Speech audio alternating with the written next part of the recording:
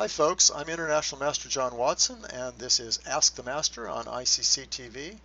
The main idea of this show is to provide players with a forum to ask questions about chess and the chess world. You can ask these questions in advance, or if you're tuning in right now to YouTube, ICC, you can participate in the chat, which is on the right on your screen, and ask me questions right now, and I hope you will. Or make comments. Or tell me anything, because it's just fun. It's just a fun chat channel. I'll generally give priority to questions that I've received beforehand, and that has the advantage that there can be more, those questions can be more precise. So you really might want to submit me a question, and there are 3 ways to submit questions in advance, anytime during the week. It's best to submit them up to the morning before the game, up to the morning of the show, and maybe even before then, but I'll be checking at all times. So the first and best way to do it is to send the question to my email, which is askimwatson@chessclub.com. That's ASKIMWATSON @chessclub.com, which I will get to right away.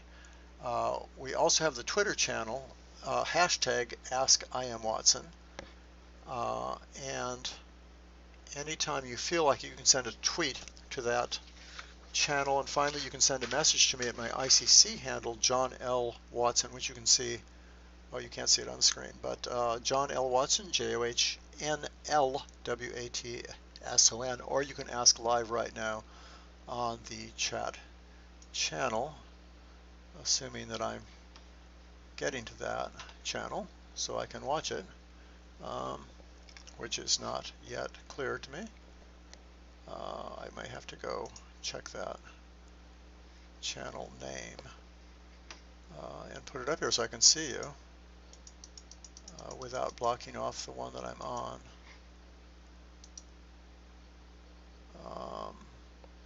Let me just do that. So let me get my channel up.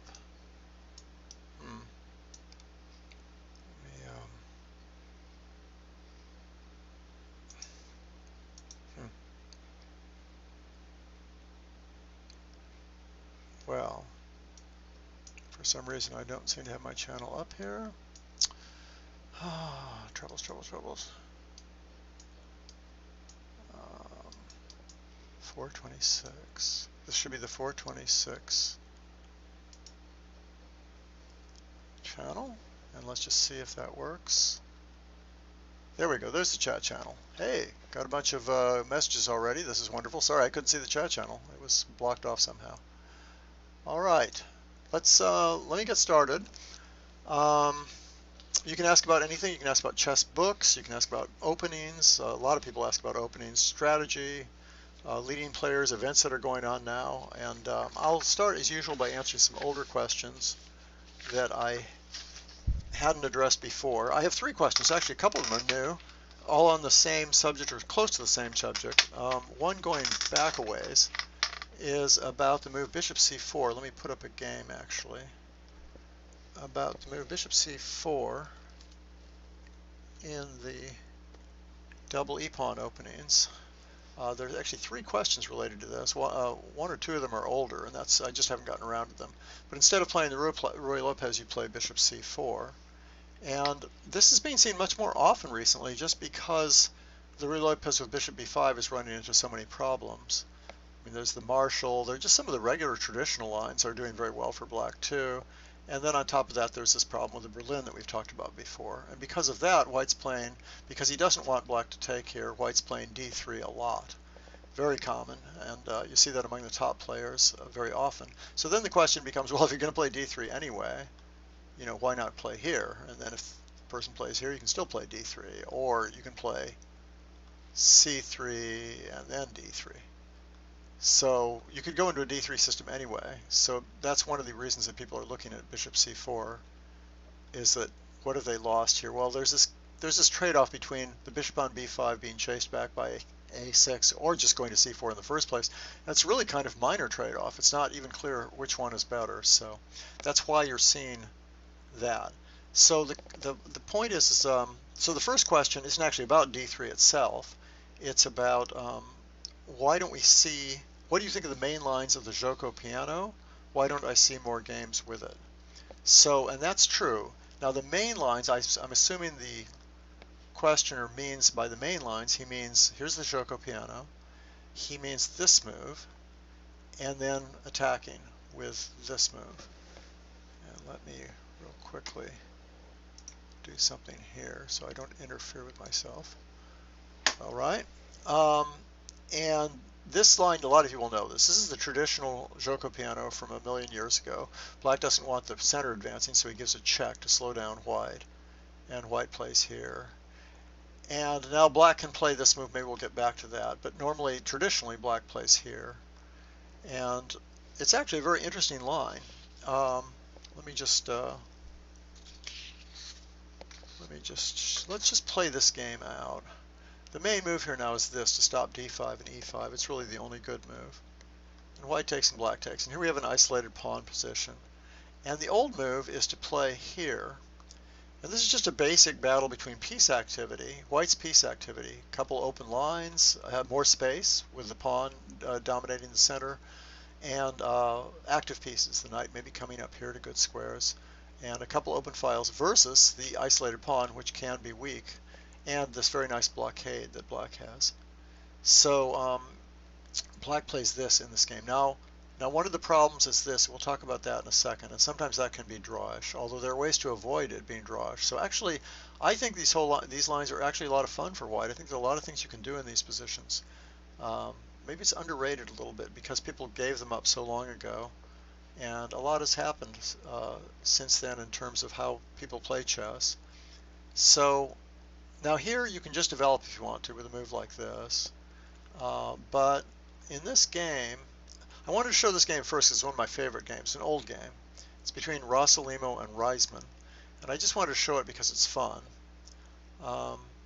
And here white plays this move a4. Now normally, probably a little more common move is this, just moving towards these nice squares for attacking purposes. And you might eventually get onto this diagonal and play these kinds of moves, and you've got plenty of play here. On the other hand, black stand solidly and roughly equally. But in this game, white plays here. I think this position gives white good practical chances, even though it's been known for a million years. And in this game, he plays here. Sometimes they play queen b3. The amazing thing is you can even take off this. This is a famous position, oddly enough, or a well-known position, where you can play here now. You can also play bishop takes, I guess. And even though it's an isolated pawn and black is simplified, which usually indicates black's better, at least equal, maybe even better, this position is not that easy to play. White has a lot of nice aggressive moves, and Pachman, in fact, claimed that white was better in these positions, this exact position, actually. Maybe that's not true, but it's very interesting. Anyway, in this game, black played here. You could also avoid the exchange of queens, of course. And white went ahead and took over that, made an aggressive square. Now, why did he play b6? Well, he wants to be able to move his bishop out without losing the b pawn. That's one thing. Also, there's this thought of knight c5 coming later. But okay, so he gets his bishop out to b7. I don't know if these are really particularly great moves by black, but they aren't terrible. And white plays there perfect. The knights are now aggressively placed. They're very coordinated. They're right in the center of the board. They attack all kinds of central squares, but they also take a look at the king side. So that's a good combination.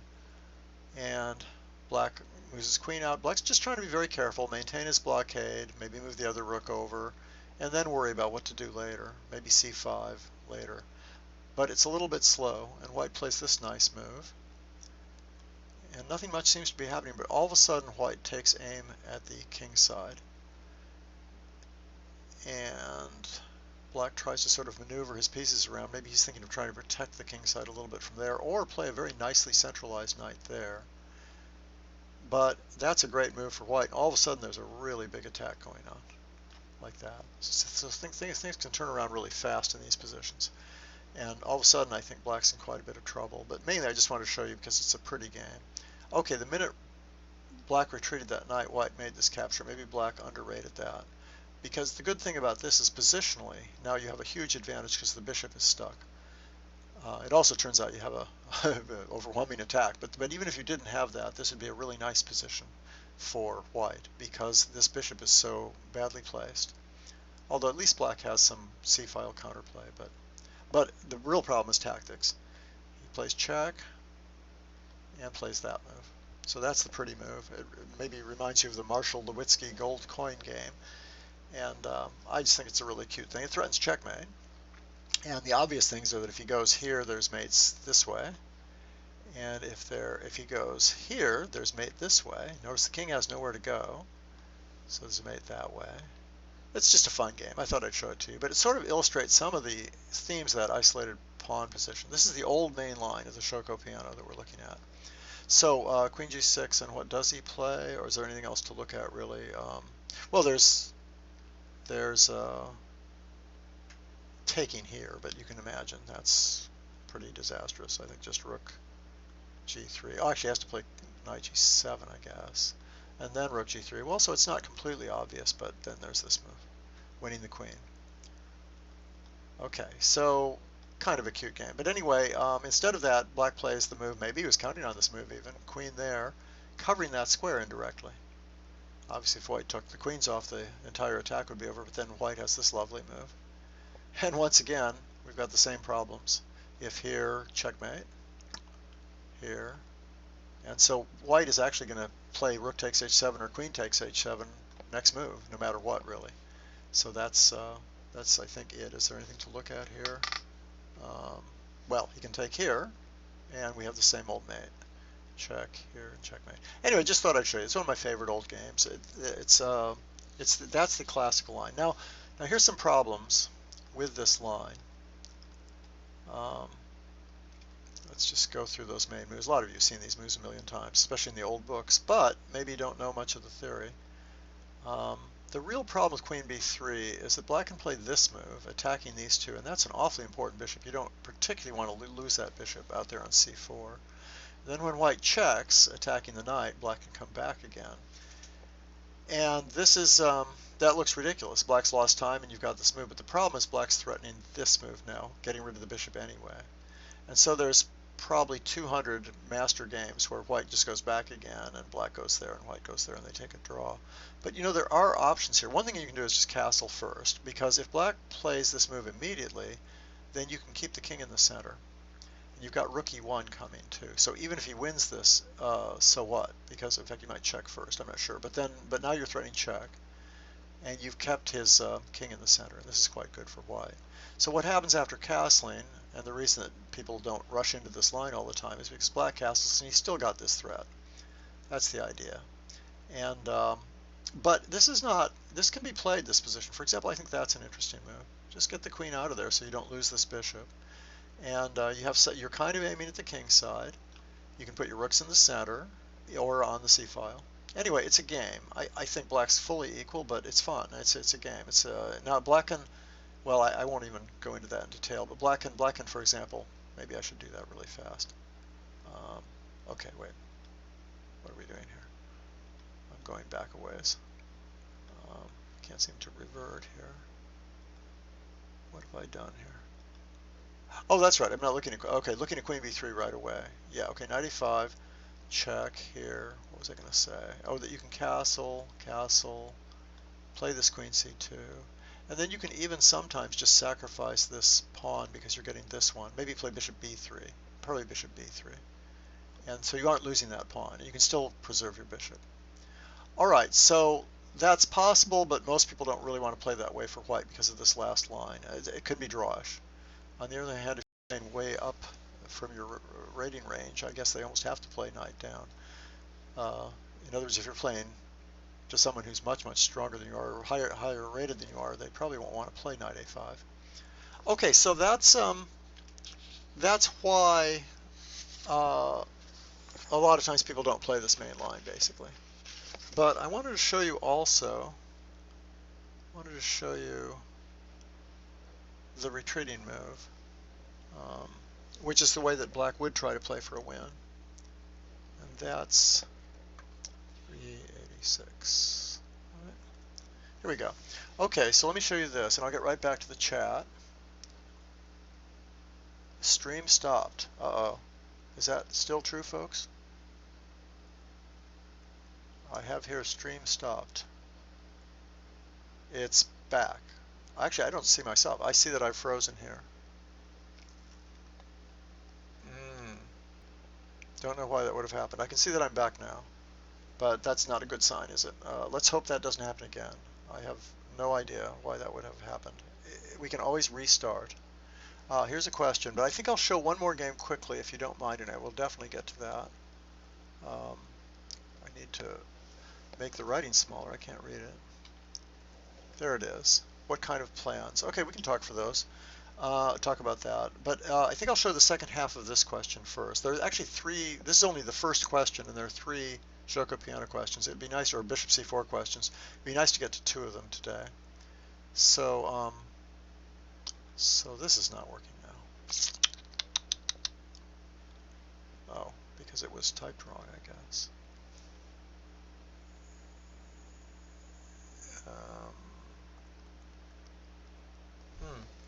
Be right there. Percentage. This is the thing about preparing games. If they don't work, you're in trouble. Okay, let's just see how that works. Okay, there we go. Okay, here's this bishop c4. Here's this main line again. This is what the person was asking about. It was the old main line. At least I assume that's what the question was, and it's interesting anyway. So here's that isolated pawn. And as usual, white has active play and attacking chances. So this is a game. I criticized this book by Gingy Hashvili and Eugene Perelstein quite a lot in a review, but I think this is kind of interesting. They want to just play this position without playing the queen b3 move, so they don't allow the knight a5 stuff. And I think it's to their credit. Now this is Rooksy one's been played quite a bit, but that they sort of located this line as something that gives you pretty decent chances.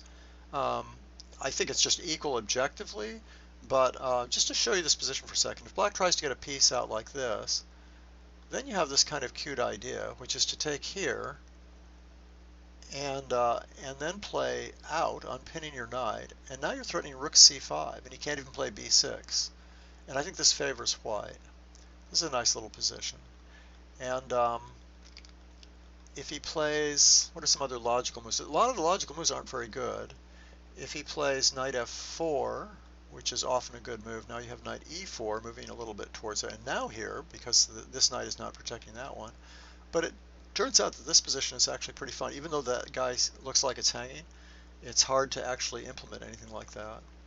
So, for example, here I have the move a6. I think this was actually played once.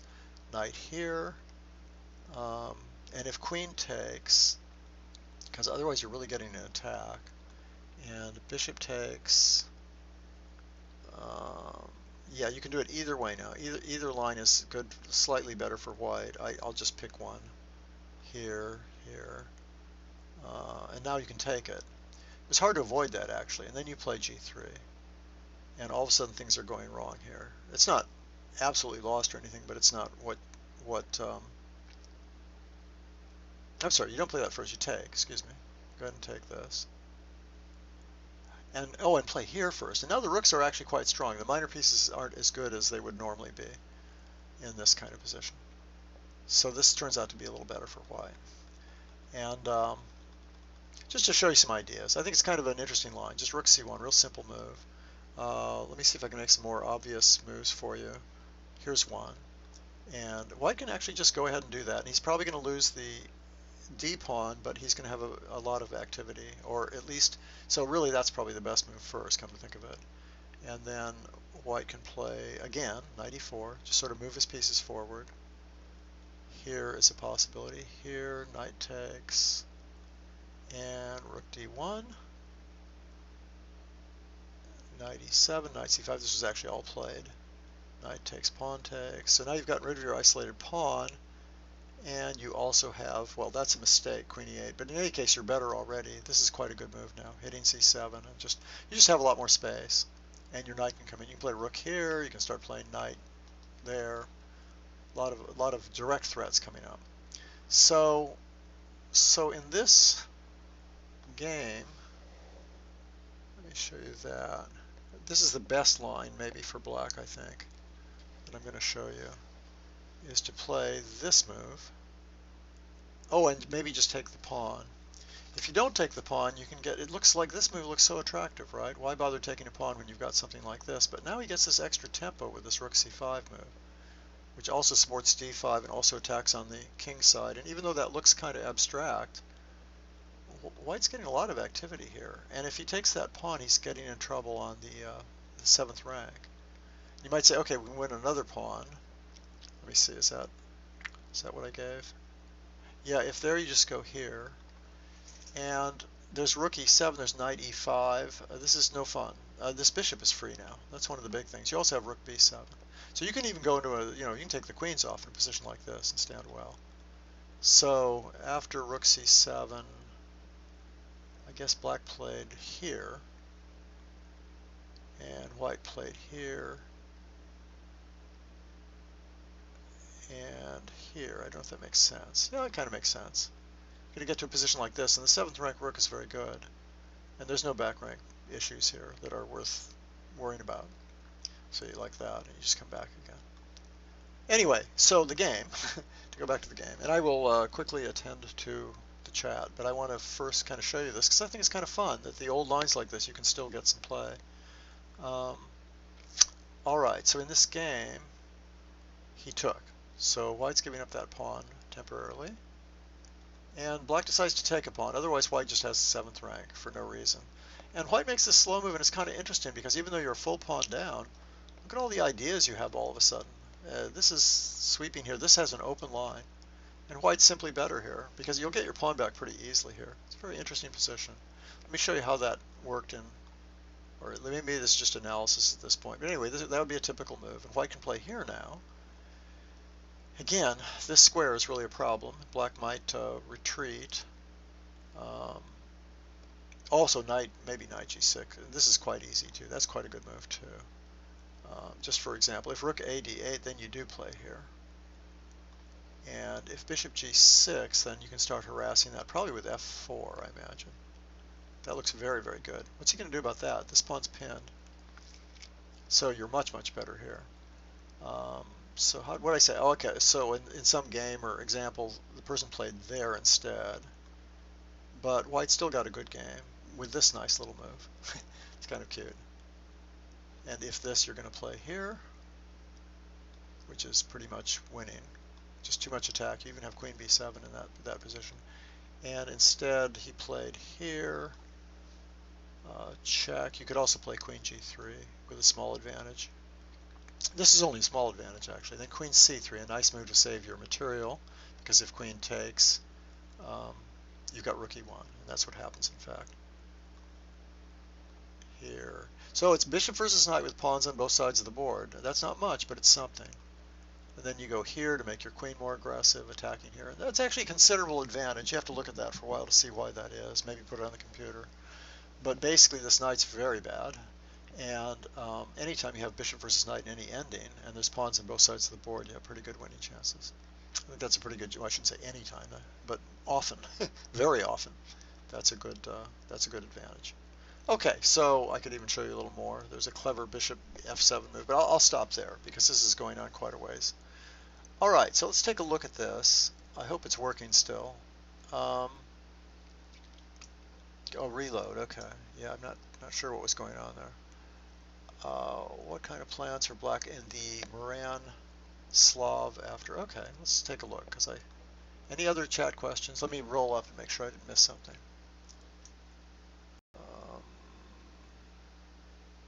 Glad you liked that game. I just think it's such a fun game. Okay, that was the e5, e6. All right, so let's take a quick look. Does it matter what order we're talking about?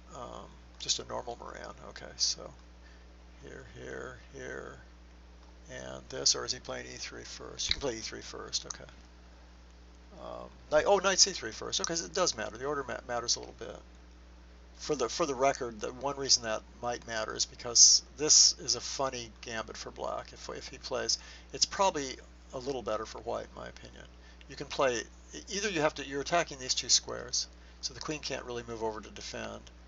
And if you play for this game, this is a really well-known gambit, and white comes back. And even though black's won some very nice games with this, I think white, if he studies it a little, is probably a little better. Anyway, black may want to avoid this kind of thing. So in this case, black's just playing a normal Semi-Slav. That's called the Semi-Slav. And that's where the question ends and just says, so what kind of plans for black in particular in the Moran Slav? Okay, well the main plan is to, okay, you play here, nice flexible position. You want white to move this bishop so you can gain a tempo by taking that. And if you do nothing, the main plan actually, if white is the same thing as a reverse Kali. This is a reverse Kali system. So if white really messed around and did something extremely slow, you would, I'm just goofing around here, black would play for e5, like that. Just play that move and have a very good game. I'm making silly moves for white, I hope you don't mind. I guess I could have gone back and forth. So white doesn't usually do that, obviously. So white usually just tries to get its pieces out. Now there are various moves here. For example, this move, which I used to play. But let's say we go right into the main line, which is here, thinking about playing e4 yourself and just being very active, leaving that bishop bad, right? Black's really only got one plan that's really, well, it's not quite true. Black does play these kinds of moves sometimes. But the main traditional plan is to take and then play here. So it's very concrete. The plan is to get maybe a6, maybe not, but to get c5 in next and have these pawns moving forward on the queen side and therefore attack the center. And white, the traditional move is this. You can also play bishop e2. Karpov played that, for example. A lot of players, Kramnik has played that. And then black has a number of moves. I think we talked about this a few weeks back. But the main point, there's actually three moves here. One is this, where you try to sort of save a move on playing a6. And one is b4, that's the Reynolds. Dreyev played bishop b7 for a long time.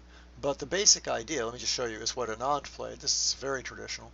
Protect that, play there, and attack the center, and get your bishop on this beautiful diagonal.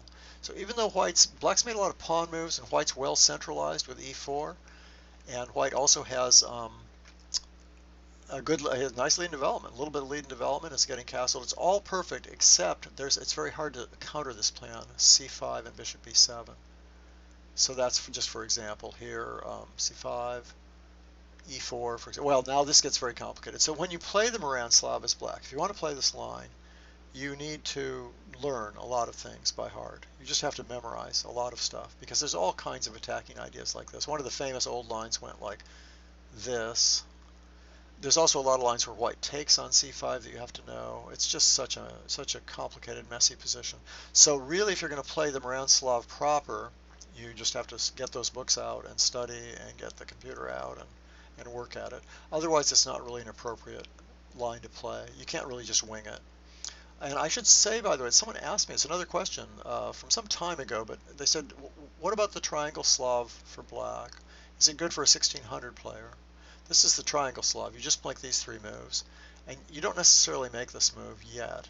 And one reason for that is you might want to play the Notaboom variation, what's called the Notaboom. That's probably the main reason you're playing the triangle Slav. This is recommended in several books, and it's been around for a million years. And the idea with the Notaboom is to just support this pawn and then drive your pawns down the board. And it's, again, extremely complicated. You'd have to learn a lot of theory.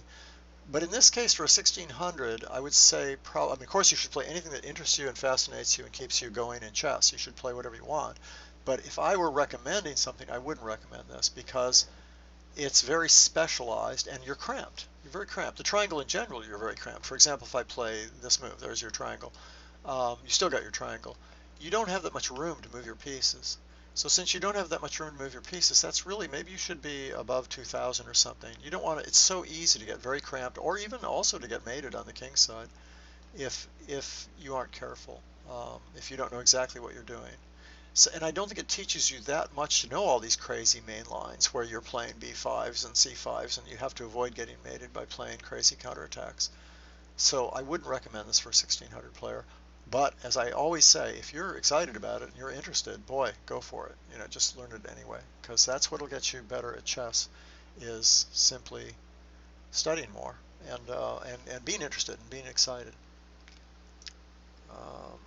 Let me just see what I've got here. Marshall Gambit also, yeah, sure, that could happen. The Marshall Gambit you have to deal with, especially if Knight c3 is played first. Knight c3 played first has some other issues. You know, he can play here. So that's a way to avoid some of the complications. So there's a tendency for white to play knight f3 either earlier or now, which stops, and now black doesn't have to worry about the Marshall Gambit, which is this move. And let me show you the difference there. The difference is that after that, in the triangle system, you have to worry about this line, which Very good point, by the way. Thank you for saying that, because that's a major issue with playing the triangle system against knight c3. This, I can't even describe how much theory there is on this position. Even if black picks a fairly simple line against it, it's a gambit, by the way, I should show you that, because the idea is after check. Now, Carlsen has played this move, but nobody thinks it leads to any advantage. So if you want an advantage, you give up a pawn. This is why it's called a gambit. Now, black just won a pawn, and if white takes this one, black plays check, and then white can play either move. You have to learn them both. And has this beautiful dark square control for his pawn. On the other hand, black's very active and solid, and black has no weaknesses. So some very nice wins for white, though. So you're going to have to really know what you're doing as black in this position. Great point about the Marshall Gambit. I'd forgotten about that. So those are sort of some basic, wow, Sopiko Guramshvili. Oh, I know that name. The last name, anyway. I didn't know it was Sopiko. Can you recommend a book about the Queen D8 Scandinavian? Wow, most of the books. Yeah, I think the best book on the Scandinavian. Check out, and I assume it includes Queen D8, although that's a very interesting question. It might not. Let me show you what he's talking about first. Then I'll get back to some other stuff that I got from last week.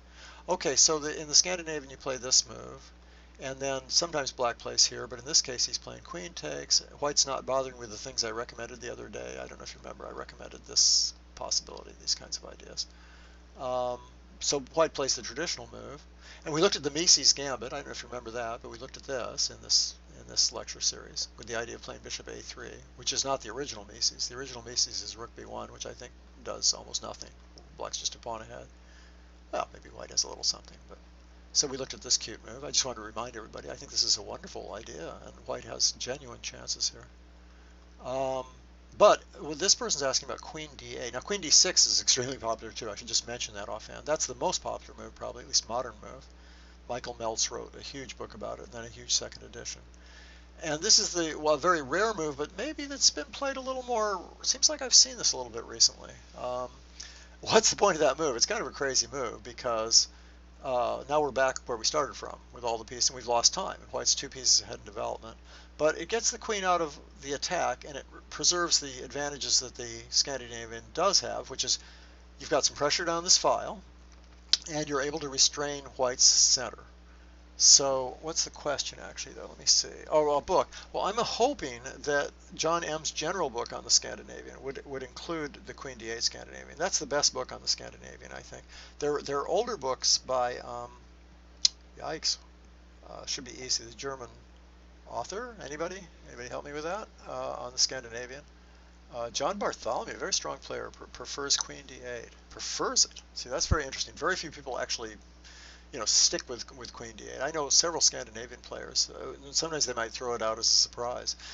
Yeah, it's an interesting move. Books, it's going to be tough. You might want to get Chess Publishing. We've talked about this before. It's an online thing. You have to pay for it, but you can buy just one column. You could buy a column I used to do, the Scandinavian Caro-Kann, Elyekins, and something else, Pearts. It's called 1e4 ... meaning other answers by black. It includes those 4 openings, and it's online, and it has an awful lot of theory on the Scandinavian, and I suspect it covers Queen D8. Well, John Bartholomew writes for Chess Publishing. He may even write that column, or used to write it, so you might even get his notes on it.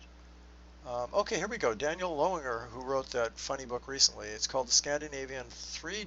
Queen D8, The Scandinavian Simple and Strong. I don't even have that book, I don't think. So great, wonderful contributions here. You guys know more than I do. Yes, who's got a Scandinavian? Did she talk about Queen D8 though? I'm old-fashioned. Queen D6 is sort of new looking to me, even though I've studied it a lot and talked about it a lot. Everybody used to play Queen A5, right? And so that's what we all grew up with. It was Queen, tons and tons of games in theory. And then when they found Queen D6, everybody was excited. All these grandmasters started playing it. And now I guess people are zooming back to Queen D8. So that's quite interesting. I don't know much about it. I think, like most people, my first instinct would be that can't really be the best move, can it? But the one good thing about Queen D8 is that when white does start playing like that, and black makes moves, probably this first, but he can always restrain this center. He's got moves like standard moves like C6, and his queen isn't exposed, so it's very flexibly placed there. So I can see why that would be attractive to a Scandinavian style player. All right, so wonderful.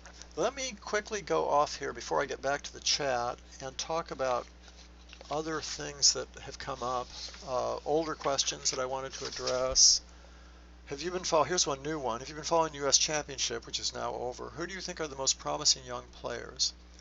And I'm not an expert on these young players, but I just thought I'd give a quick answer. On the women's side, to me, 22 is quite young, and Nc3 Qd8 just won the U.S. Women's Champion. So the first time in 10 years, maybe even 11. I think that Irina Krush and Anna Zatonsky may have actually won for either 8 or 10 straight years. Someone can probably tell me. And oh, Sergey Kasparov. Interesting. Okay, so I guess there's a lot of Queen D8 out there. So you guys know more than I do. I hope you got a question from the other chat people, because an answer from the other chat people, because they clearly know what they're doing. Anyway, back to the women's side. So she won, and I think she won very legitimately. Some of the people in that tournament, the lower players, really just won lucky games, and in other words, people outside of the top two. Although Qd8 finished second last year, so she already was very good. She has a very nice high USCF rating. So she maybe isn't a huge upset, but still she's probably ranked fourth, I think, behind at least Irina, Anna, Tatev, Abrahamyan, and she won it. But my point was she won it beautifully. She very seldom stood worse. She played wonderful positional chess, and just very, very impressive. I think she fully deserved the win, although poor Tatev Abrahamyan, if she'd even drawn her last game, she would have tied. If she'd won, she would have won clear. So that was kind of sad. Tatev played very, very well. Okay, then you have the really young girls. You have Akshita Gorty, Jennifer Yu. Akshita Gorty is 13, Jennifer Yu is 14. Carissa Yip is only 12. Now their ratings, let me see. Akshita is 2288 I have. Jennifer Yu is 2298. Carissa Yip is 2308. These are USCF ratings. Those are pretty good ratings. But one thing I notice is these girls are much lower rated than usual. There's a bigger gap in FIDE rating than in USCF. And they aren't yet masters, FIDE masters. Agata Baikovtsev is age 16 at 2267, and Ashrila Eswar on age 15 to 2235. I think it's wonderful that all these young players were allowed to play in the U.S. Championship or qualified, and that they have a new system where that many good players can get in, young players. So it's tremendous training. And all of them did okay, and they knocked off some pretty top players. But I will have to say, looking at the games, that the jury's a little still out, as they say. And I think it's going to be some years before they really start challenging those top four players I talked about. I think they'll probably do worse next year than they did this year, just because Arena and Anna were so out of form. But they make too many elementary blunders, that, as far as I can see. So really horrible errors, really simple calculations in endgames, very simple calculations. And I've got a feeling it's going to take a couple of years. Obviously, they're all talented. They all have a good attitude, and any one of them might become a superstar.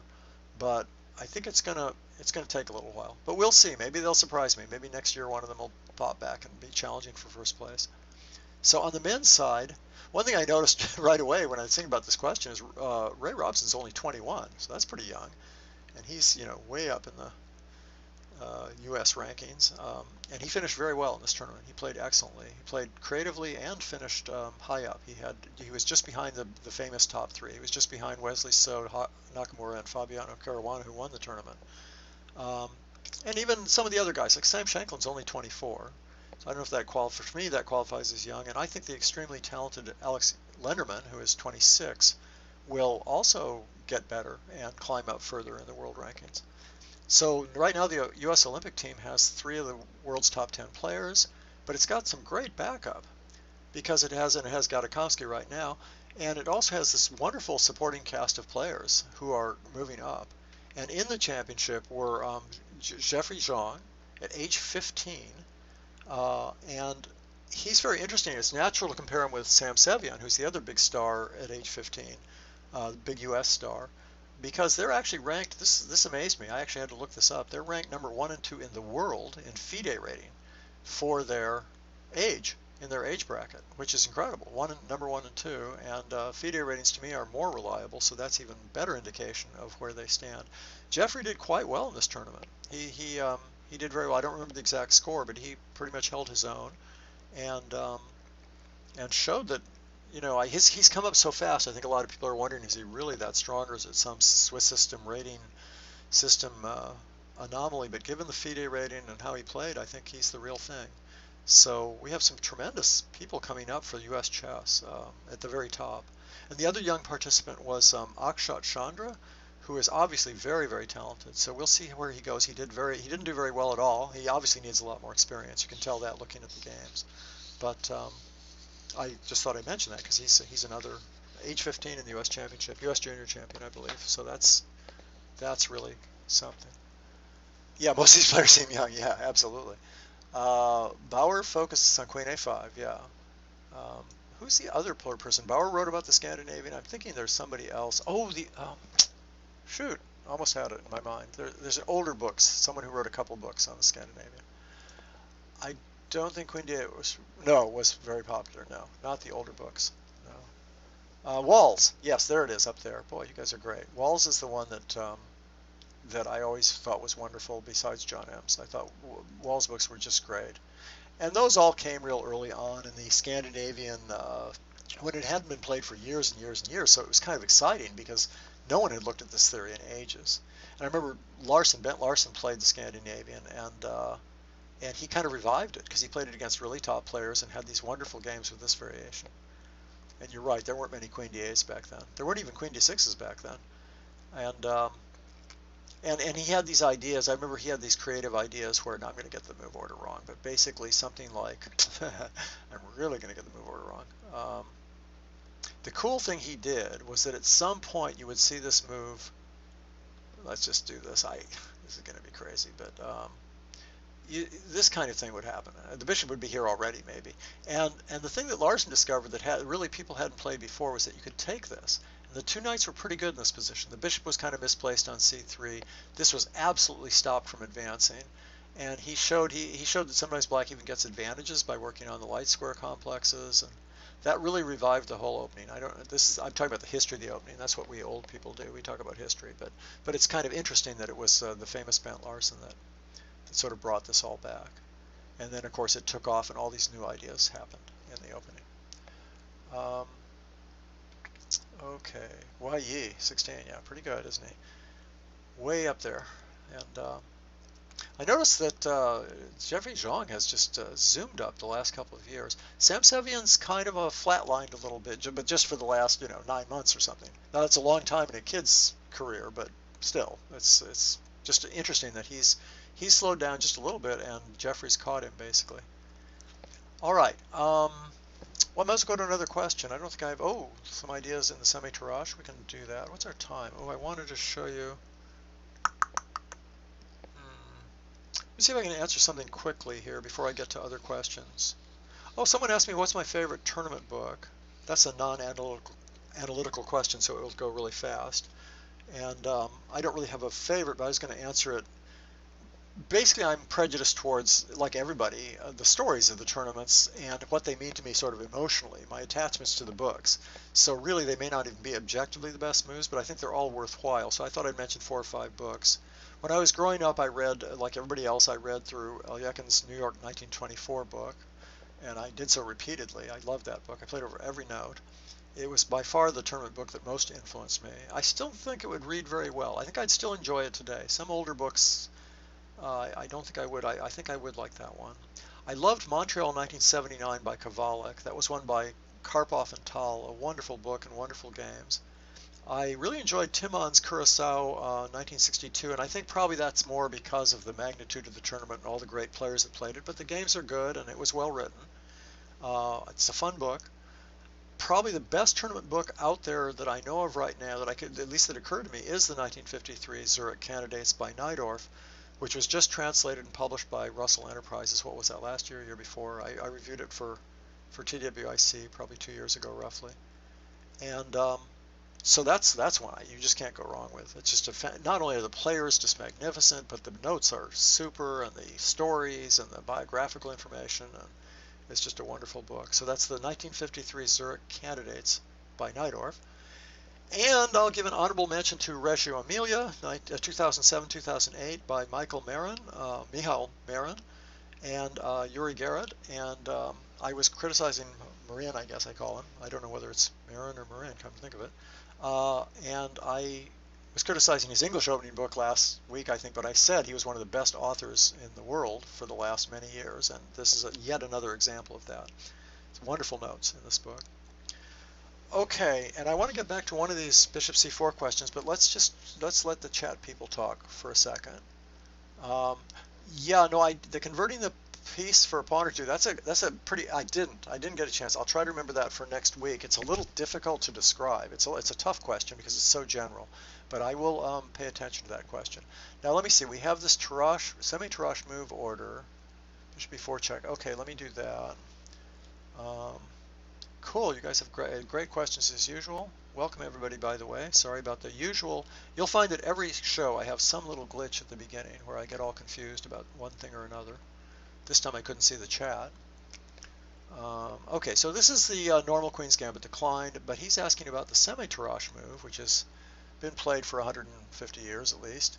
And White's most ambitious line is just simply attack that knight and go into big center position, central position, and Black usually counterattacks here. And knight f3 is the most common move. Now you'll see that there is a very interesting option here. I might as well mention this right now because I think it's really fun for White. One is just to play here, because one of Black's ideas is to play bishop b4 check. Let's say White did nothing. One of Black, of course, that would win a pawn for Black, or else White would have to play king e2. But the idea is to get rid of these bishops. That's not even defended, but let's pretend it was. This bishop b4 check is one of Black's ideas. So this is an interesting move, just a real slow move to stop that. I used to recommend rook b1 for the same reason. Sometimes that becomes a gambit, but I really like this. It also stops the bishop from moving. The idea is to stop bishop b4 check. Now the disadvantage of rook b1, not disadvantage, but you have to adjust now after this move because there might be a captures and a bishop b4 check anyway. Whereas if you have a3 on you don't have to worry about that. And in fact, I think in Schandorf's book, he talks about playing, sorry, let me see. Yeah, I guess a3 now. Is it now? Yeah, I'm not sure. I'm not sure about that. Anyway, so the question is, let's get back to the question. What happens let's talk about this position. And it's already scrolled out of my view here. So bishop b4 check, bishop d2 takes castles. Okay. The standard old main line, thousands of games with this. And the question is, there's the famous Tal Polgievsky game, which is the reason that people are introduced to this a lot of times. There's no blue behind. Yes, I did a lot of work on that, as did my boss. Now what's going on here? Fromm's Gambit, another good question. We talked about that once already. I can go into more detail on the Fromm's Gambit. It's in an earlier show, but I think we can do that again. So what was the question? Some ideas for Black. Well, sure, there's a bunch of ideas for Black in this line. I always thought, now White of course is trying to go like this and castle and put the rooks behind the center and then just start blasting away, one way or another. And so Black usually does play this move, and whoops, sorry, this move with knight c6. Let me see this White's move first. So he'll play here. And let me just show you what the standard idea is. Now one thing is that for a long time, Black, I didn't play what I think is the best move. Black usually plays like this. I think already at this position, you might think about playing this move, which covers that square and controls that square. I think it's a good flexible move, and thinks about maybe rook d8 sometimes. But queen f4 is a major idea for White. Queen f4 and then starting to attack on the king side. So it stops that move, and that can be very handy. And it also means that the e5 idea is stopped for the time being. The sort of break with d5 and e5. But I'd have to show you that more specifically. But so that's an interesting move. And after this, let me look at this too. White usually plays rook a1 first, right? Boy, my memory. And here, And then the famous line is something like here, here, bishop back, takes here. That's the Tal Polagevsky more or less, unless he already had rook c8. And I don't think he did, actually. I think it's this. Now, maybe the rook's here and the other rook's here by now. And white goes ahead and attacks over here. So, so that's kind of one of the main themes. But black can play. How does this go? There's an a5 move. And why does that work? Oh, because he plays knight d7. So let me think about this. Let's play b6 first. Ah, I think I have it. And memory thing. I want to look in Comas Fabrego's book. He has a different way to play this for black, and that's called. Someone help? Someone can help. The book talks about me a lot, actually. John Hartman will know the name of this book. It's got some sort of insulting title like "Why All the Great Players Are Wrong" or "Why You Should Never Believe Anything They Say." Truth and lies in chess. Something about truth and lies in chess. And he talks about the Semi-Tarrasch. So you might want to look up what he says. I would tell you what I think it is, but since I'm going to be wrong, all I remember is white ends up playing like this and black ends up playing like that. Because this move isn't supposed to be very good, this knight d7 move. So maybe it goes something like this. I'm going to get it all wrong probably, but let's say something like that. And then white's supposed to be able to play there, and he suggests playing this move, even though that looks really weak. And he proves pretty convincingly that that's not really a very weak pawn, which is kind of surprising. And you're also giving up this nice square here. So it may not be this exact position, but that's the principle that he's trying to, that's the basis of what he's doing, is this system. So I would look at one of those two systems. I wouldn't walk into the old traditional main line where white gets this break in and then plays here and gets a huge attack. I'd play some irregular line. So queen d6 is a safe way, but I think Fabrego's is also okay too if you get the timing right. It's knight d7. That means you can play knight here sometimes also, which is useful. Okay, I don't know. That's a pretty broad answer. I haven't obviously looked at it for quite a while. True lies in chess. Thank you very much. Excellent. Yeah, it talks all about me, and actually it shows all these examples that are really complimentary of me, but then for some reason I'm supposed to be lying or something. So I didn't quite understand it. It's a very, very bizarre book, but I guess kind of fun. And it's got this one idea that's very original. He came up with all of that himself, so that was kind of neat. All right, so we now have Volga Gambit. Yes, Volga Gambit is really the same as the Benko Gambit. Originally, what they called the Volga Gambit, well, there's a lot of, it's almost not worth it. It's a technical point. Sometimes people played b5 in a slightly different position with e6 and called that the Volga Gambit. But now, when people object to it being called the Benko Gambit, it's because they call it the Volga Gambit. So it's these exact same moves. I think Benko Gambit's fine because he played so many games with it. He made it popular on a very high grandmaster level and came up with many of the ideas for it. I think it's really, if ever an opening should be called after somebody, I think the Benko Gambit should be called after Benko. Let me see if I can get to, boy, we're burning the time up here. Let me see if I can get to this wonderful other question about the fried liver. Until recently, I thought 6 knight takes f7 was the right way to handle the fried liver attack, but I've seen a lot of games where white plays 6 d4. What's the idea? Well, I have 2 games, so we're probably not going to make it to both of them. But let me try, let's try this one first. And when I do that, you'll see what he's asking. Well, you might already know. This is old stuff. So this is sort of like asking about the main line of the Giuoco. It's really old stuff. Okay, so let me, here's the 2 knights, okay, and here's knight g5. That's Tarrasch's, attacking line. And this is the most common defense. And that is not the most common defense. Usually here black plays knight a5. Occasionally he plays either b5 or knight d4. But, and I like these double e-pawn questions. We haven't had enough double e-pawn. So it's kind of fun to do this. So now this is a lot of people will give like a question mark. It'll be one of their first examples of chess that they look at in a beginner's book, because white gets a chance to play this thing called the fried liver attack. And the question is, why am I seeing people playing this move d4 so much and not knight f7 immediately? Now the idea of d4, by the way, is very often to play knight f7 next move anyway, depending what he does. And if he plays here, there are things like this, and there's 2 pieces hanging on the file. And then after that, it's true black sort of survives this, but that's actually a very strong move. And if you go back, because for one thing you're still on this, and you also have other attacking ideas here that are quite strong. So that's not very good for black. That's d4. Now, so well, let's look at both of them. Let's look at the fried liver. One thing I will say I found out is I think the fried liver, you could argue when you add up all the theory, which I looked at all the correspondence games. They're especially important. I looked at all the recent games, and I looked at a little bit of book theory. I think both moves may give white an advantage, actually. So maybe this should be a question mark after all. But they don't give white a huge advantage. Now this game I think is a fried liver game. Yeah, that's the original fried liver attack. I think it was played in 1840 or something, or maybe even 1640 or something. So this is really one of those ancient openings. And it's also called, it was the Fegatello was the original name in Italian. And bishop c4 is the Italian game, so that sort of makes sense. Okay, check chases the knight up. You've probably all seen this already. And what I found out, and he adds more pressure there. And now you have knight ce7 or knight b4. Knight b4 is by far the most important move. This move has problems with, let me just see, I think, let me just see here. Yeah.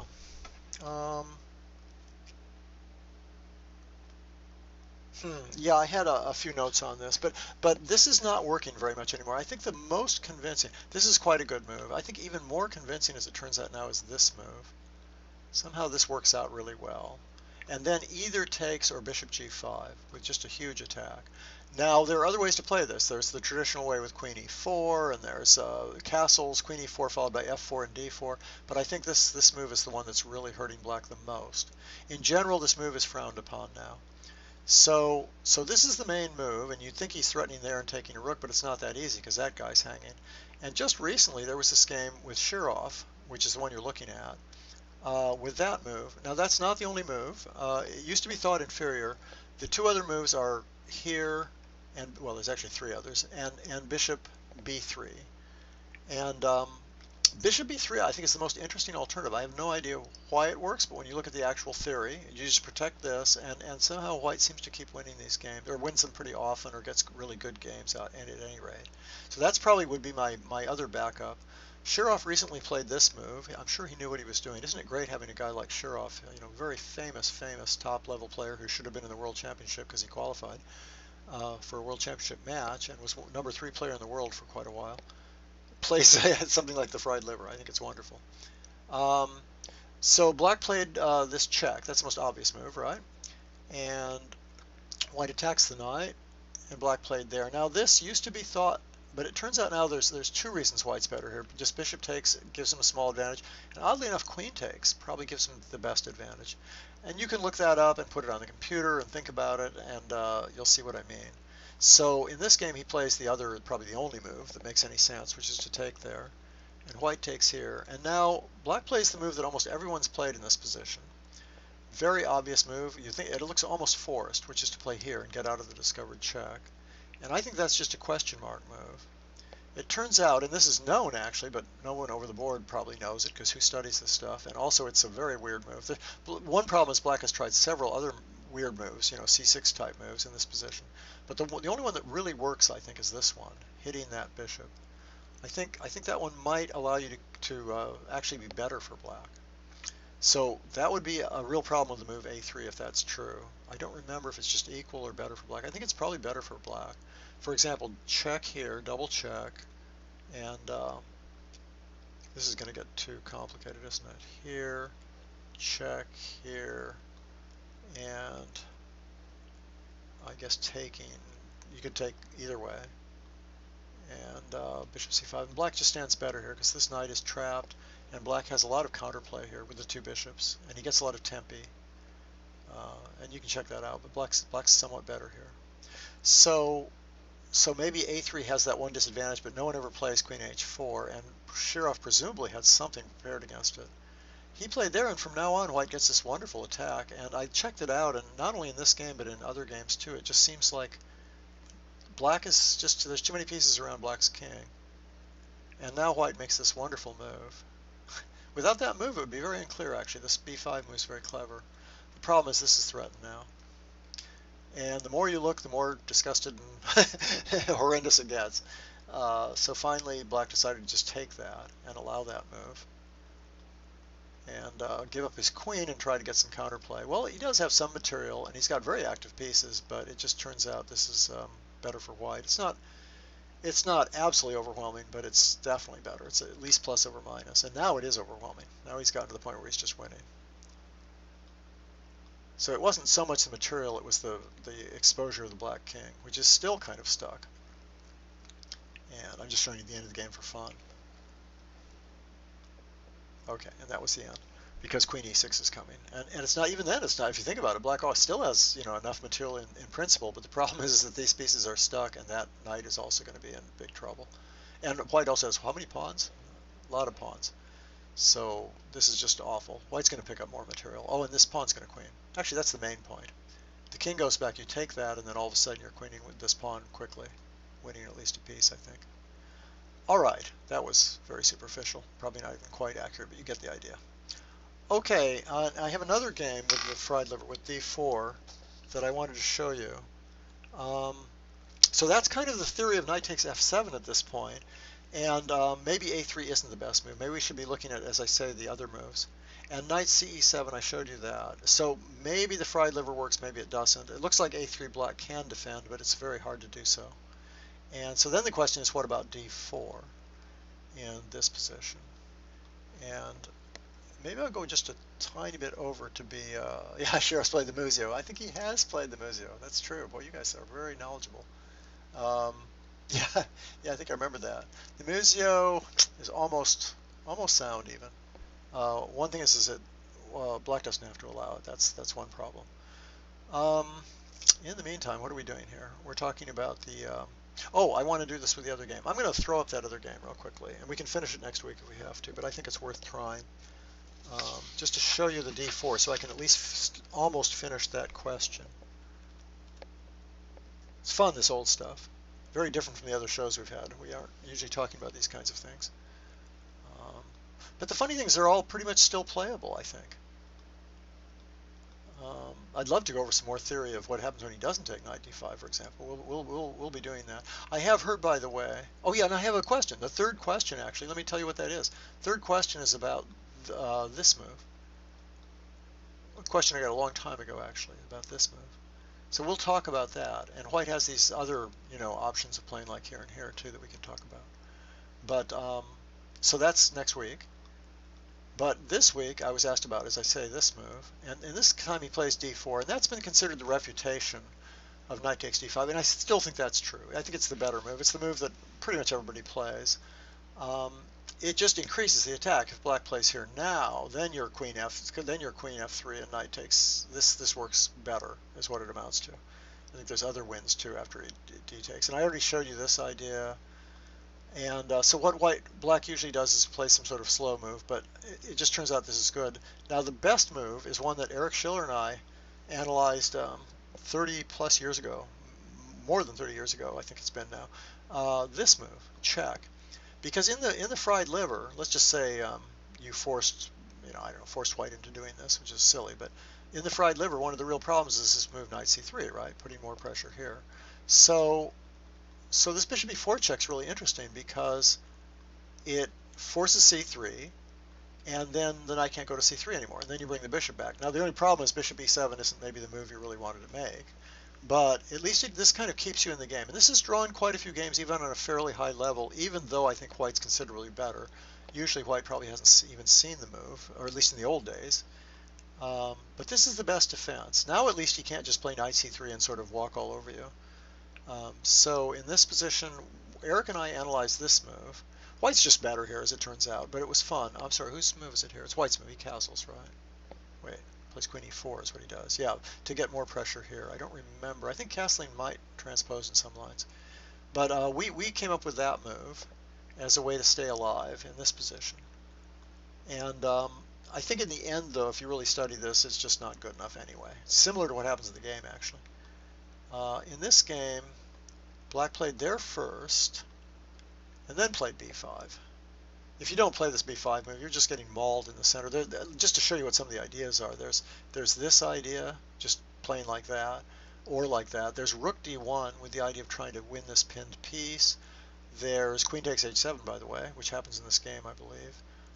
There's also just moving the bishop and playing c4 and d5. So that's why you have to play quick as black. You have to do something really radical and fast. So white takes that, and black goes there, getting some pressure on the diagonal. He's hoping to get some counterattack. He's got a lot of pieces out. It's just the king's too exposed. White plays that nice move. That's an interesting move. It may not be the only one. This has won a bunch of games too. I think this is why d4 is played. Most lines tend to win for it. This is a very good line for black, and it's still not very. It still doesn't work. So white plays this move, and the idea is to play here, obviously, and get more pressure on that square. Black plays there. I think that's virtually forced. White plays here. The idea now is to go here and then come in there and get rid of the queen. So black plays there to stop that move, and white just voluntarily goes forward and gets the bishop back, pinning this. And you think, well, black's sort of getting out of this, but it's too hard. It's hard to figure out a place to put this. D takes e5 being on there is always a threat, and in the meantime white has other things, like he's attacking here, might have this check here, and f4. F4 is still a major theme. F4 followed by either d takes and f5. There's a lot of themes here.